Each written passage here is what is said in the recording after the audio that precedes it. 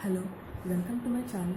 In this video, I am going to explain you about process state.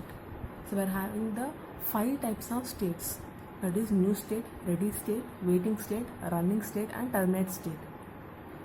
Okay, so first coming to the new state. So when a process is created, it is in a new state.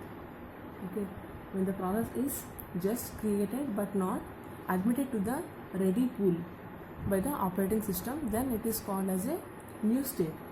Okay, so in this state a program call is made. That means a program call is made from the secondary memory to the main memory, but not the program is loaded to the main memory. So then this state is called as a new state. So next one is a ready state. In this state it will maintain a queue of programs to be executed here. It will maintain a list of programs to be executed. Like see here I'm having the list of programs to be executed like P1, P2, P3. So all these programs are ready to execute. Okay, so it maintains a list of programs to execute when given opportunity. Okay, so next one is the waiting state. So if the process is waiting for the allocation of CPU time or input output request, then that particular program is placed in the waiting state. Okay, so next one is the running state. So the program which is currently being executed is placed in the running state. So here only one process will be placed in the running state. In the case of ready state and waiting state, so multiple number of programs will be maintained in the queue. But in the case of running state, only one program will be executed. And the last one is the terminate state. So when the process is completed its execution, then it will terminate because it has completely executed. It will get exit of the running state. So these are the 5 states here. Suppose I am taking the new states from I am going to explain you with an example here.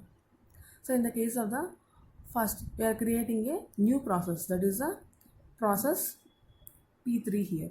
So I am placing the new process P3. Okay, so when the queue is empty, it is placed in the ready queue. As a process executes, it changes the state. The state of a process is defined in part by the current activity of that process. See, each process may be in one of the given states here. So in the case of a new state, the particular process is created. Then in the ready state, it will start executing. So let us consider that initially the running space is empty here. That is, no program is being executed here. So from the ready queue, the OS will fetch the process P1 from the ready queue and it will place in the running state. So here the process P1 will start running and there is an input output request for this particular process P1. So then the process P1 will be placed in the waiting queue. Okay, and the new process, that is the process P2, will be fetched from the ready queue to the running state. Okay, so now the process P2 will start executing here and the process P1 is placed in the waiting state. Okay, so after the completion of execution of the process P2, then the next process, which is the process P3 in the ready queue, will be fetched for the execution. So process P3 will start executing here. Okay, so after the process P3 executes completely, okay, it will terminate. So here the process P2 has already terminated and the process P3 will terminate here.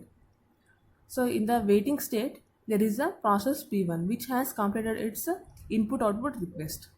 So now it will come to the ready queue and it is placed in the running state. After the P3 completes its execution, then the particular process P1 is taken for the execution here from the ready queue to the running state.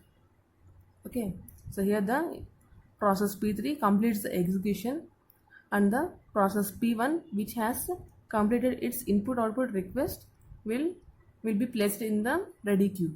So after the P3 completes its execution, it is placed in the running state, running queue, and the P1 will complete its execution and it will terminate the execution. Okay, so like this the process will execute in the 5 different states. Thank you.